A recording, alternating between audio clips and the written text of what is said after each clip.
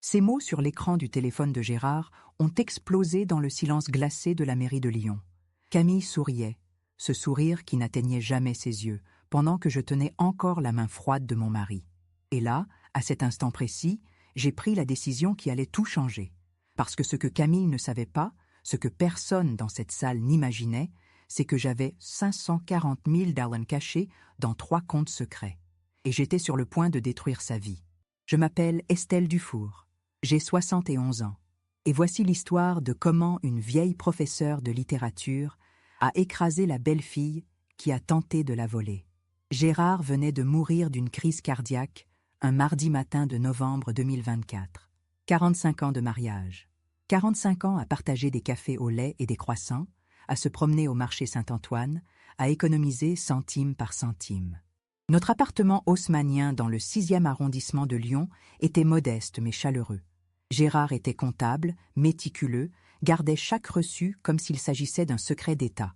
J'étais tellement heureuse que vous soyez ici pour écouter mon histoire.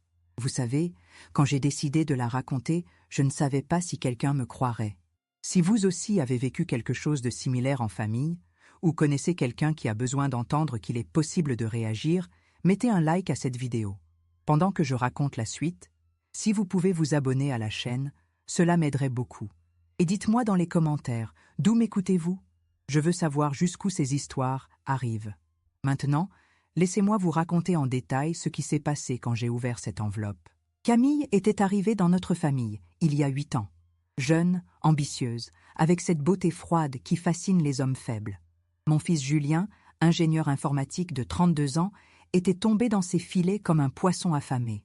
Elle avait cette façon de parler, Dossura venenosa, nos tomes de Vos, qui cachait une calculatrice derrière chaque sourire. « Maman Estelle », disait-elle avec cette fausse affection, « vous devriez nous laisser vous aider avec les finances.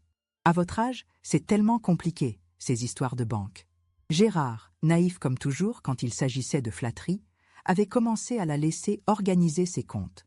Elle l'avait convaincue de créer une petite entreprise à leurs 2 noms.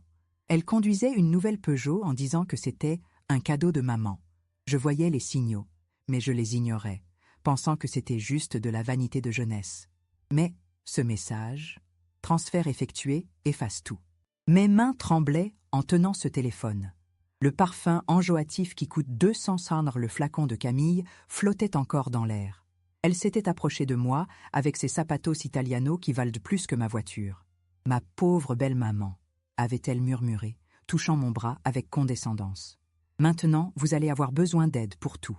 Heureusement que vous nous avez. » Cette nuit-là, entre l'odeur de fleurs fanées et l'écho de l'absence, j'ai allumé l'ordinateur. L'appartement était si silencieux que j'entendais mon cœur battre. J'ai ouvert le compte joint que Gérard utilisait pour ses placements. Et là, c'était écrit noir sur blanc. Un virement de 180 000 vers un compte inconnu, effectué 2 jours avant sa mort. La signature sur le document numérique était grossièrement falsifiée. Le coup était évident. Ma gorge s'est serrée. 45 ans de sacrifice. 45 ans à économiser sur le chauffage pour mettre de côté. 45 ans à acheter les vêtements en solde pour que nos enfants puissent avoir une éducation correcte. Et cette sangsue avait tout pris.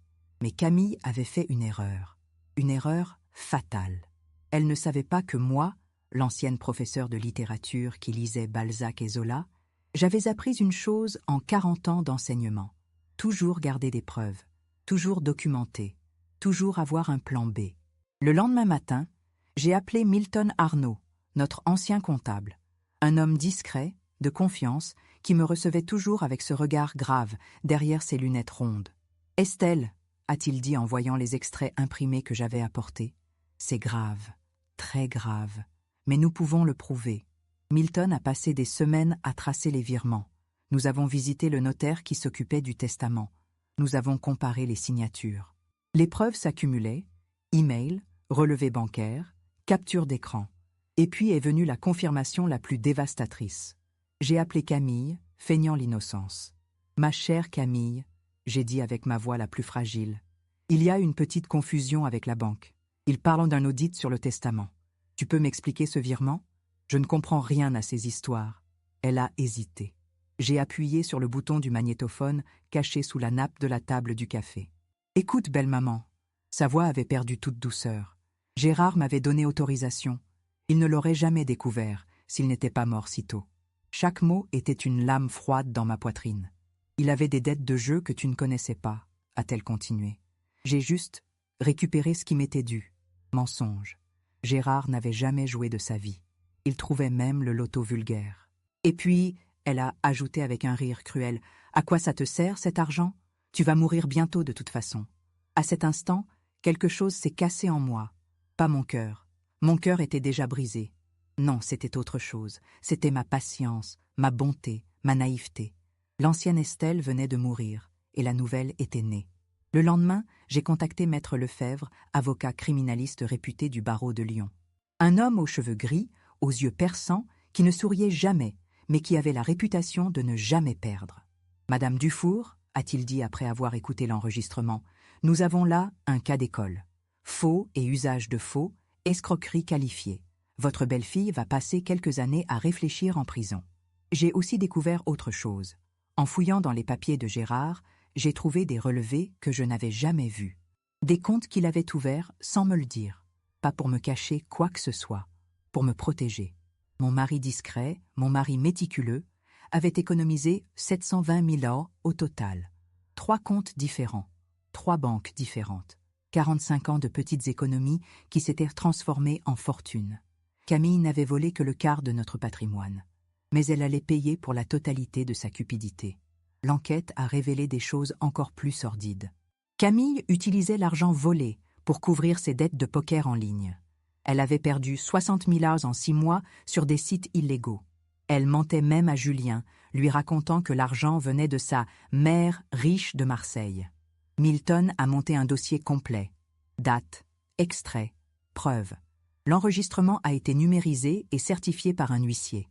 Nous avons constitué un dossier de 80 pages. « Estelle » m'a dit Milton en refermant le dossier. « Cette femme a sous-estimé la mauvaise personne. » Mes mains ne tremblaient plus.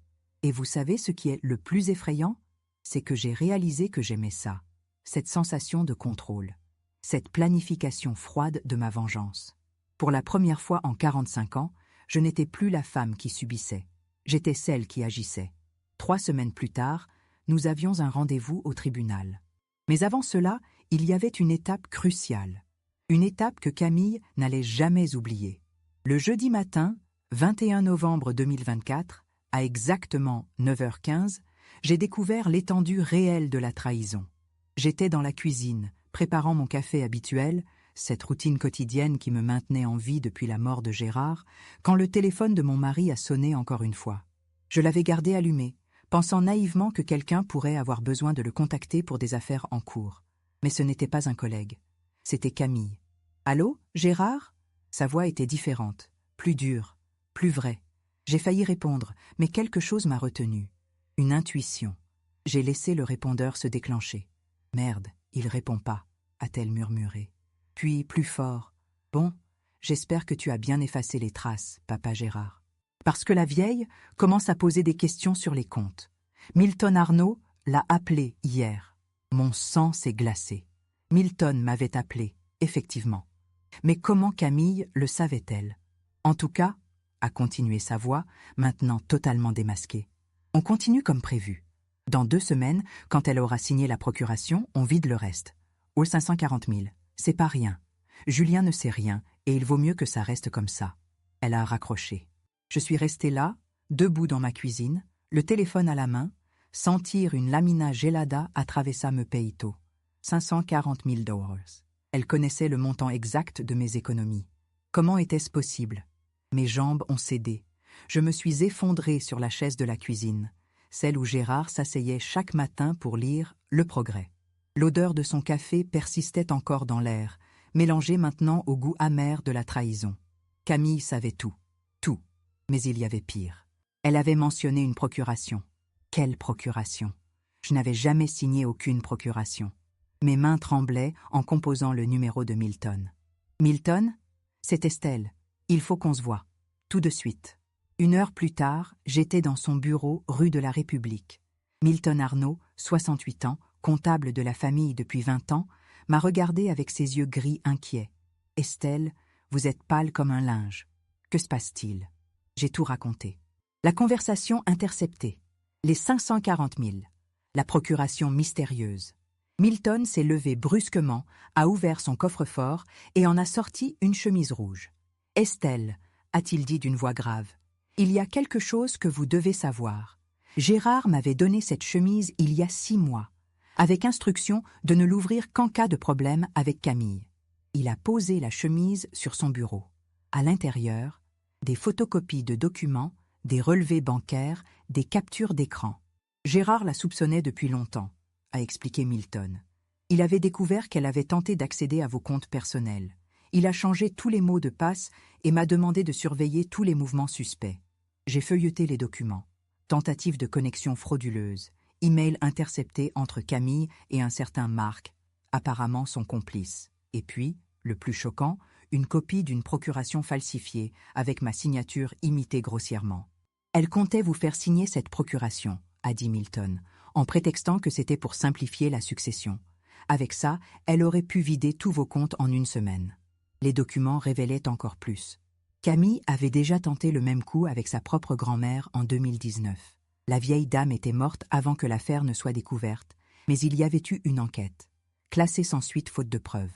Milton, j'ai dit, ma voix devenant plus ferme à chaque mot, Gérard savait qu'elle allait me tuer.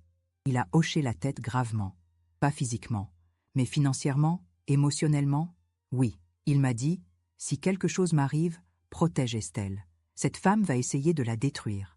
À cet instant, j'ai compris que mon mari m'avait protégée même dans la mort, et que j'avais une mission, lui rendre justice. Milton, j'ai besoin d'autre chose. J'ai besoin d'enregistrer Camille en train d'avouer ses crimes. Nous avons élaboré un plan. Milton connaissait un détective privé, ancien policier, spécialisé dans les affaires financières, Alexandre Mercier, un homme discret qui pourrait m'équiper d'un matériel d'enregistrement professionnel. Le vendredi après-midi, Alexandre est venu chez moi. La cinquantaine, cheveux poivre et sel, regard perçant. Il a installé un dispositif miniature dans mon téléphone portable et un autre dans mon sac à main. « Madame Dufour, m'a-t-il dit, avec votre permission, je vais aussi surveiller les communications de Camille. Il nous faut des preuves irréfutables. » J'ai accepté. Pour Gérard, pour toutes les femmes âgées qui se font exploiter par leur famille. Le lundi suivant, j'ai appelé Camille. « Ma chère Camille, pourrais-tu venir prendre un café? J'aimerais parler des papiers de Gérard avec toi. Tu comprends mieux que moi ces histoires de compliquées. » Elle a accepté immédiatement, trop rapidement. Elle pensait que j'allais enfin craquer et lui donner ce qu'elle voulait. Elle est arrivée à 15 heures précises, vêtue de son casaco de pelle qui coste tout plus que mon loyer mensuel. Ses joyas qui brillaient con a luz du dinheiro roubé scintillaient à ses oreilles. Elle s'est assise dans le fauteuil de Gérard. Un sacrilège qui m'a donné envie de vomir. « Alors, belle maman, a-t-elle dit en croisant les jambes avec cette élégance calculée. Où en êtes-vous avec les papiers? J'ai joué la confusion parfaitement. C'est si compliqué, ma chérie. Milton dit qu'il faut que je signe une procuration pour simplifier les choses. Mais je ne comprends pas bien. Ses yeux ont brillé de cupidité. Oh, mais c'est exactement ce qu'il faut faire. Écoutez, j'ai déjà préparé le document. Il suffit de signer et tout sera réglé. Elle a sorti de sa bolsa de marca, cujo preço pagaria 6 meses de comida, un document officiel. La procuration falsifiée que Milton m'avait montrée. Vous voyez, a-t-elle dit, pointant les lignes avec ses unhas feita un salon de 300 farins à ses sangs. Vous signez ici, et moi, je m'occupe de tout. Vous n'aurez plus à vous inquiéter de ces histoires d'argent. L'enregistreur tournait. Chaque mot était capturé. Mais, j'ai dit innocemment, cet argent, c'est tout ce qui me reste de Gérard. Son masque est tombé d'un coup. Écoutez, Estelle, sa voix avait pris un ton dur. Vous allez mourir dans quelques années. À quoi ça vous sert? Oh, 540 000. Moi, j'ai des projets, une vie devant moi. Julien mérite cet héritage plus que personne. Mais il y a déjà eu ce virement de 180 000. Ah ça, elle a ri. Un rire froid, calculateur. Gérard me l'avait donné, pour mes services. Je l'ai aidé pendant ces derniers mois, après tout. Mensonge éhonté. Camille n'était venue que 3 fois voir Gérard quand il était malade. Et puis, a-t-elle ajouté avec ce sourire venimeux, qui va vous croire? Une vieille femme sénile contre une jeune épouse respectable? Elle s'est penchée vers moi, et j'ai senti son parfum anjo ativo qui custa 200 sake au frasco. Signez ce papier, belle maman, ou les choses pourraient devenir désagréables. Une menace. Elle venait de me menacer dans mon propre salon, mais j'avais tout ce qu'il me fallait. D'accord, ma chérie, j'ai dit avec ma voix la plus fragile. Je vais signer. Elle a souri, triomphante. Mais elle ne savait pas que dans exactement 48 heures, sa vie allait basculer. Le mardi matin, 26 novembre 2024, à 8h30 précise, j'ai franchi la porte du commissariat de police du 6e arrondissement de Lyon. Dans mon sac, l'enregistrement de Camille. Dans ma tête, un plan qui allait détruire sa vie. L'inspecteur Rousseau, un homme de 50 ans aux yeux fatigués, m'a reçu dans son bureau encombré de dossiers. Au début, je voyais bien qu'il me prenait pour une grand-mère confuse venue se plaindre de disputes familiales. « Madame Dufour », a-t-il dit avec cette patience forcée qu'on réserve aux personnes âgées, les histoires d'héritage, c'est plutôt du ressort des avocats. J'ai posé l'enregistreur sur son bureau et appuyé sur « Play ». La voix de Camille a rempli la pièce. E540. Si, osez, c'est pas rien. On vide le reste. Vous allez mourir dans quelques années. L'expression de l'inspecteur a changé du tout au tout. Putain, a-t-il murmuré. Pardon, madame. Mais là, on parle d'escroquerie en bande organisée. Il m'a expliqué la procédure. Dépôt de plainte officielle.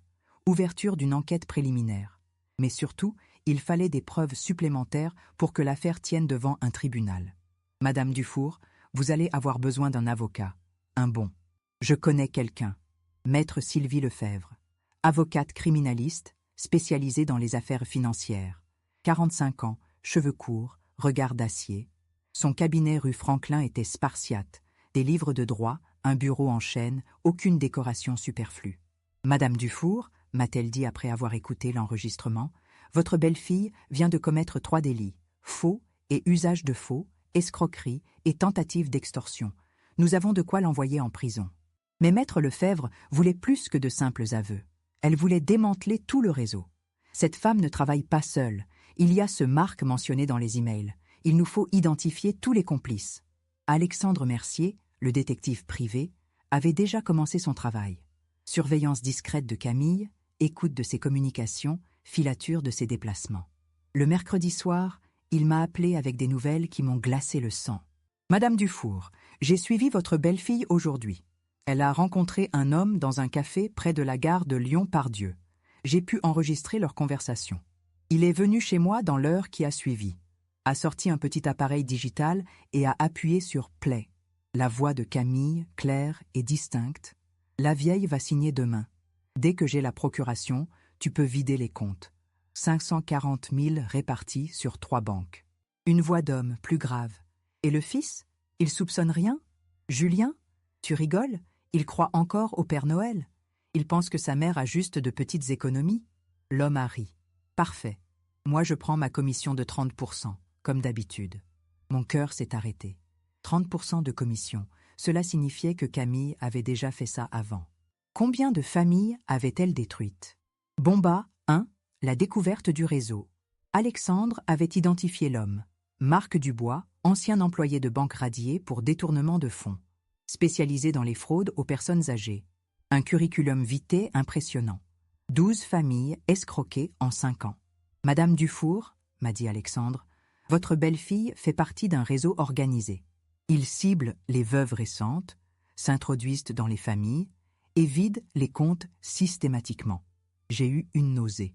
Gérard n'était pas mort de cause naturelle dans leur plan. Il était juste un obstacle à éliminer. Il y a pire, a continué Alexandre.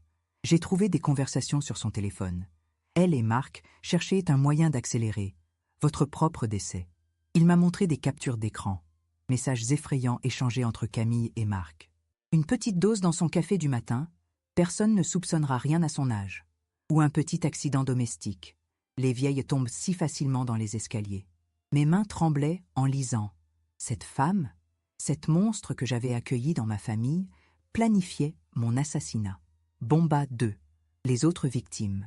Maître Lefebvre avait fait ses propres recherches. Elle avait découvert 3 autres affaires similaires dans la région Rhône-Alpes. Madame Ernestine Moreau, 74 ans, Grenoble, décédée brutalement d'une crise cardiaque en 2022. Sa belle-fille a hérité de 320 000 $. la même belle-fille qui s'appelle maintenant Camille Dufour. J'ai failli m'évanouir. Camille avait changé d'identité. Elle avait déjà tué. Madame Françoise Allemand, 69 ans, Valence, morte d'une chute dans ses escaliers en 2021. Son gendre Marc Dubois a hérité de son petit appartement et de 180 000. Et Madame Georgette Champagne, 81 ans, Chambéry. Empoisonnement alimentaire foudroyant en 2020. Sa petite nièce Camille Martin, encore elle, a récupéré 250 000. 3 identités différentes, 3 morts suspectes, 3 héritages volés. Madame Dufour, m'a dit maître Lefebvre, vous n'êtes pas face à une belle fille cupide, vous êtes face à une tueuse en série. Cette révélation m'a transformé définitivement. Plus de pitié, plus de doute. Cette femme allait payer pour tous ses crimes. Nous avons contacté la police de Grenoble, Valence et Chambéry. Les 3 affaires ont été rouvertes. Les corps exhumés pour nouvelles autopsies. Les résultats ont confirmé nos soupçons. Empoisonnement par digitaline dans les 3 cas. Bombe à 3, la vérité sur Gérard. Mais la découverte la plus terrible était encore à venir. Alexandre avait récupéré l'historique médical de Gérard. Les 6 derniers mois de sa vie, il avait consulté son médecin pour des malaises répétés. Fatigue excessive, palpitations, nausées. Docteur Lemaire m'a dit que votre mari présentait tous les symptômes d'un empoisonnement chronique, m'a expliqué Alexandre. Dose infime, administrée régulièrement, pour affaiblir progressivement le cœur. Camille tuait Gérard depuis des mois, lentement, méthodiquement. J'ai repensé à ces dernières semaines. Camille qui venait aider avec les courses, qui préparait parfois le café de Gérard, qui insistait pour qu'il prenne des vitamines qu'elle avait achetées. Mon mari n'était pas mort d'une crise cardiaque naturelle. Il avait été assassiné. L'autopsie demandée par maître Lefebvre l'a confirmé. Traces de digitaline dans les cheveux et les ongles de Gérard. Empoisonnement progressif sur plusieurs mois. À cet instant, je n'étais plus Estelle Dufour, la veuve éplorée. J'étais devenue quelqu'un d'autre, quelqu'un de froid, de calculateur, de dangereux. L'enquête s'accélérait. L'inspecteur Rousseau avait monté une équipe spécialisée. Surveillance électronique de Camille et Marc. Filature. Écoute téléphonique légale. Alexandre avait installé des caméras miniatures dans mon appartement. Si Camille tentait quelque chose, nous l'aurions en direct. Maître Lefebvre préparait un dossier d'accusation béton. 4 chefs d'inculpation, meurtre avec préméditation, escroquerie en bande organisée, faux et usage de faux, tentative d'extorsion. Madame Dufour, m'a-t-elle dit, avec les preuves que nous avons, votre belle-fille va prendre 20 ans de prison ferme. Mais moi, je voulais plus que la prison.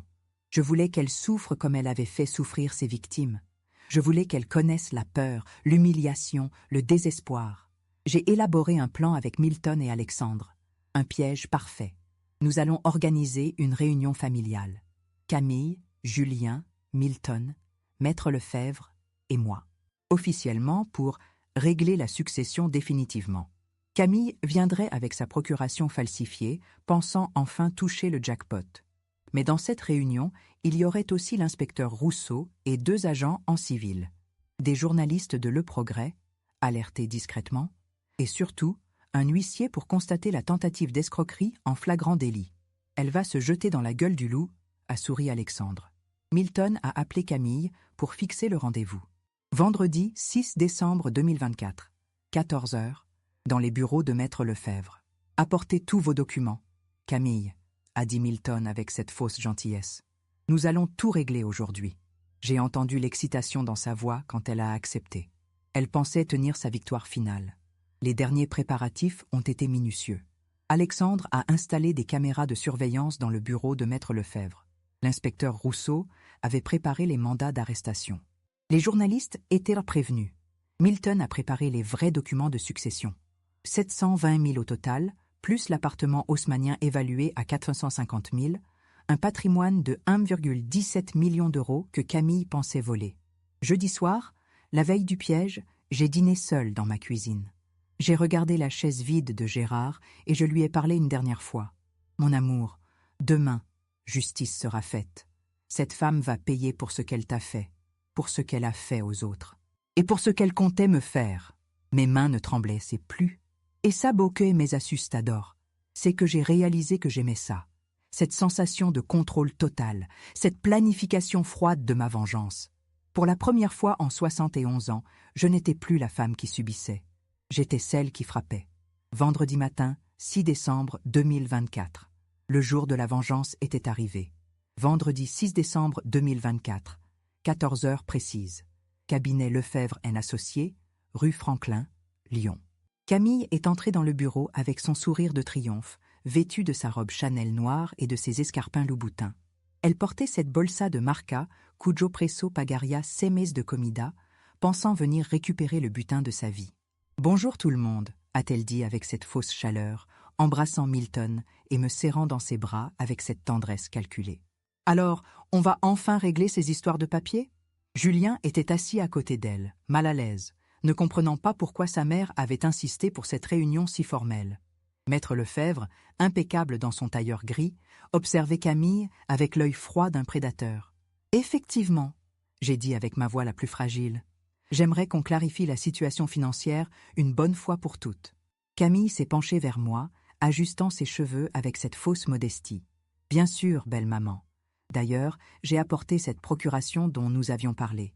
Il suffit que vous signiez et je m'occupe de tout. » Elle a sorti le document falsifié de son sac, le posant délicatement sur la table en acajou de Maître Lefebvre. « Voyez, c'est très simple. Vous me donnez procuration et vous n'aurez plus jamais à vous soucier d'argent. » Moment viral 1. La révélation des comptes. J'ai ouvert mon sac lentement. J'ai sorti 3 enveloppes Kraft.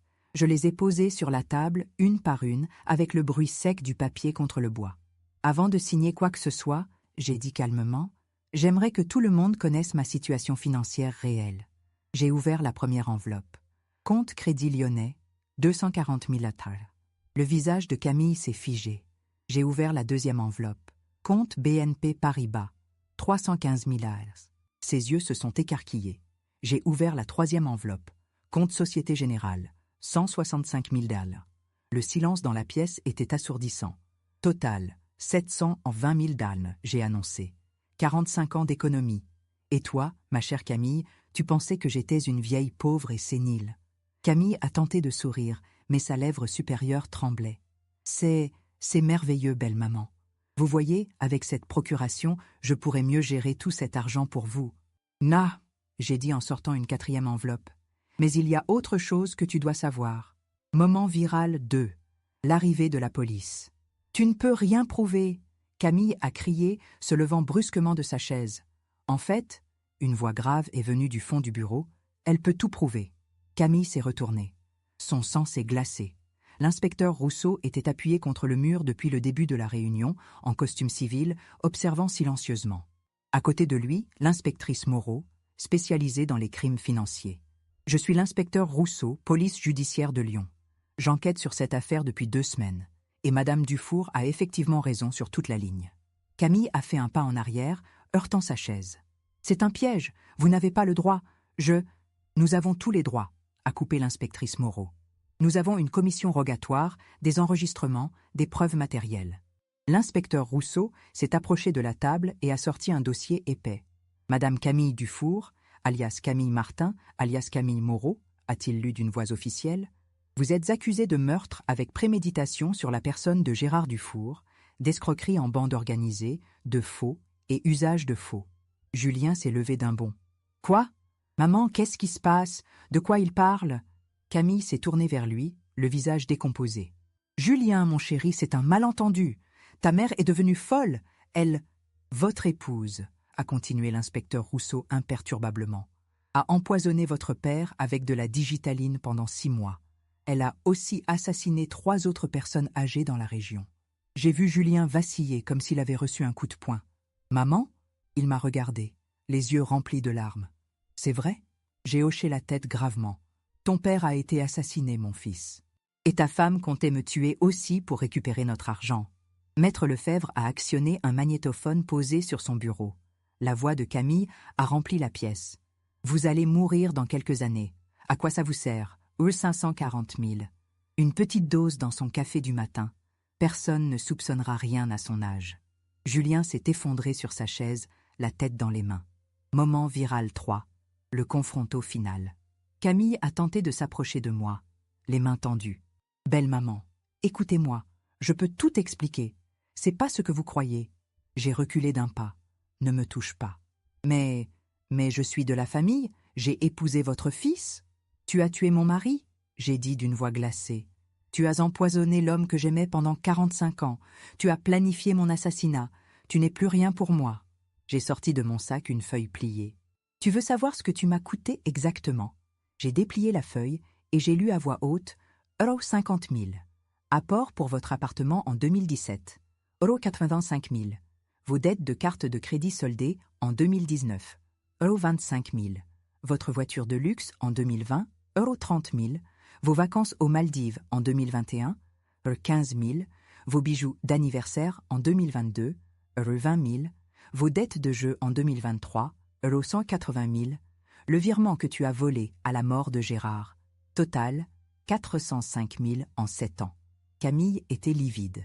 Et maintenant, j'ai continué, tu vas rembourser chaque centime ou passer 20 ans en prison. Je n'ai pas cet argent, elle a crié hystérique. Alors tu vendras l'appartement que j'ai payé. Tu vendras la voiture que j'ai financée. Tu vendras les bijoux que j'ai offerts. L'inspecteur Rousseau s'est approché avec des menottes. Madame Camille Dufour, a-t-il dit solennellement, vous êtes en état d'arrestation. Clic. Les menottes se sont refermées sur ses poignets. Camille m'a regardé avec une haine pure. Sale vieille garce, tu ne passes de qu'une. Attention aux mots. J'ai coupé calmement. Il y a encore des témoins. Julien s'est levé, les joues ruisselantes de larmes. Maman, pardonnez-moi. Je ne savais pas. Je n'aurais jamais imaginé. Je l'ai pris dans mes bras. Mon fils, tu n'y es pour rien. Elle nous a tous trompés. Tandis qu'on emmenait Camille, elle a crié une dernière fois. « Vous ne pouvez pas me faire ça. J'ai des droits, j'ai un avocat. » « Vous en aurez effectivement besoin, » a répondu maître Lefebvre avec un sourire froid. Parce que l'État français ne plaisante pas avec les empoisonneuses. La porte du bureau s'est refermée sur Camille. Pour la première fois depuis la mort de Gérard, j'ai souri. Un vrai sourire. Justice était rendue. 2 heures plus tard, les journalistes de Le Progrès publiaient l'article. Veuve de 71 ans, démasque une tueuse en série, 4 meurtres élucidés grâce à un téléphone oublié. L'affaire allait faire le tour de France. Et moi, Estelle Dufour, l'ancienne professeure de littérature, j'étais devenue la femme qui avait vengé son mari et sauvé d'autres vies. 6 mois plus tard, juin 2025, le soleil matinal de juin filtrait à travers les nouvelles rideaux de lin blanc de mon salon. J'étais assise dans mon fauteuil Voltaire restauré, sirotant mon café au lait dans une tasse en porcelaine de Limoges, un petit luxe que je m'autorisais désormais. Sur la table basse, l'exemplaire du Progrès avec ma photo en première page, Estelle Dufour, de victime à héroïne. Tout avait changé. Mon appartement haussmannien respirait maintenant la vie. Les murs beiges et tristes d'avant avaient laissé place à un jaune pâle lumineux.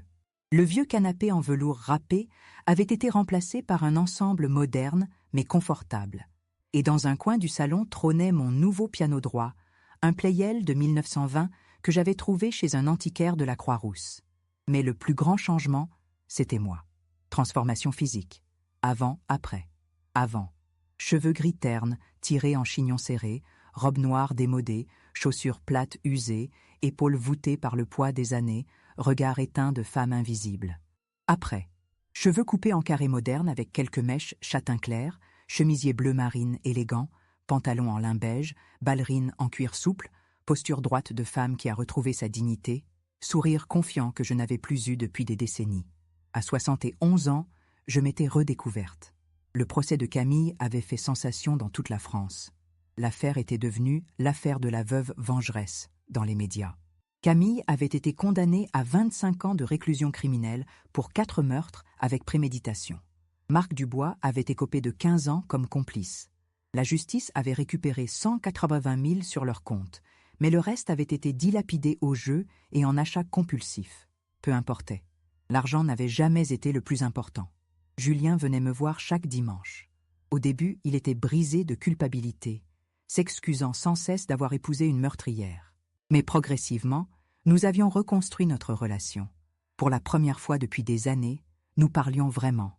De Gérard, de nos souvenirs, de l'avenir. « Maman », m'avait-il dit la semaine dernière, « j'ai honte de ne pas avoir vu qui elle était vraiment. » Mon fils, j'avais répondu, les prédateurs comme Camille sont experts dans l'art de la manipulation.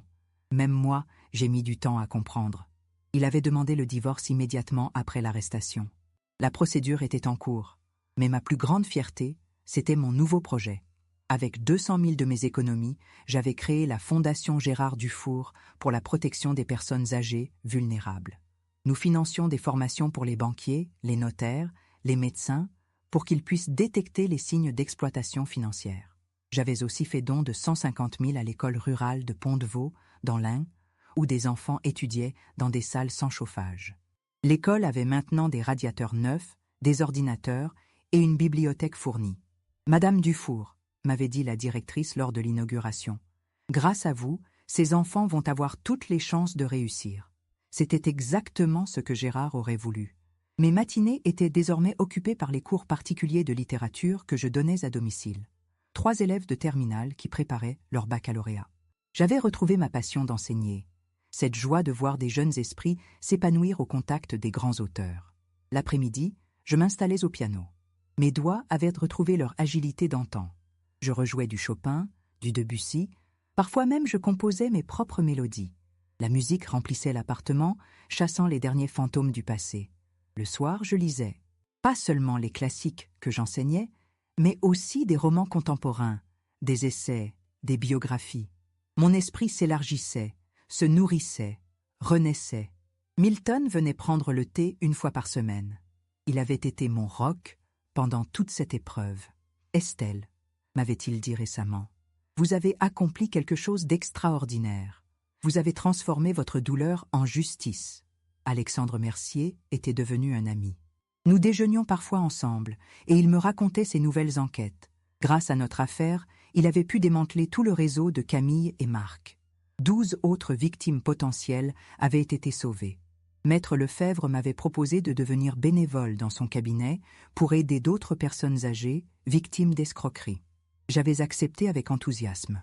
Votre expérience et votre courage, m'avait-elle dit, peuvent sauver des vies. Un matin de mai, j'avais reçu une lettre inattendue, de la prison de Bourg-en-Bresse où était incarcérée Camille. Madame Dufour, je sais que vous ne me pardonnerez jamais, mais je voulais vous dire que vous aviez raison. J'étais devenu un monstre. En prison, j'ai du temps pour réfléchir à ce que j'ai fait. Je ne demande pas votre pitié. Je voulais juste que vous sachiez que votre courage m'a fait comprendre l'horreur de mes actes. J'avais froissé la lettre et l'avais jetée au feu dans ma cheminée. Certaines blessures ne guérissent pas, et certaines personnes ne méritent pas le pardon. Ce matin de juin, en buvant mon café dans la lumière dorée, je pensais à Gérard, non plus avec la douleur déchirante des premiers mois, mais avec une tendresse apaisée. Mon amour, j'ai murmuré vers sa photo sur le manteau de la cheminée. J'ai tenu ma promesse. Justice a été rendue. Et maintenant, je vis pour nous deux. Une nouvelle vie s'offrait à moi. À 71 ans, j'avais découvert que ce n'est jamais trop tard pour recommencer. Les gens me reconnaissaient, parfois dans la rue. « Vous êtes Madame Dufour, celle qui a arrêté la tueuse. » Certains me remerciaient d'avoir donné espoir aux personnes âgées. Mais ma plus grande victoire n'était pas d'avoir envoyé Camille en prison. Ma plus grande victoire était d'avoir découvert qui j'étais vraiment. Elles pensaient que j'étais une vieille femme fragile et manipulable. Elles ont découvert que j'étais une force de la nature. Et le plus beau dans tout ça, je ne faisais que commencer.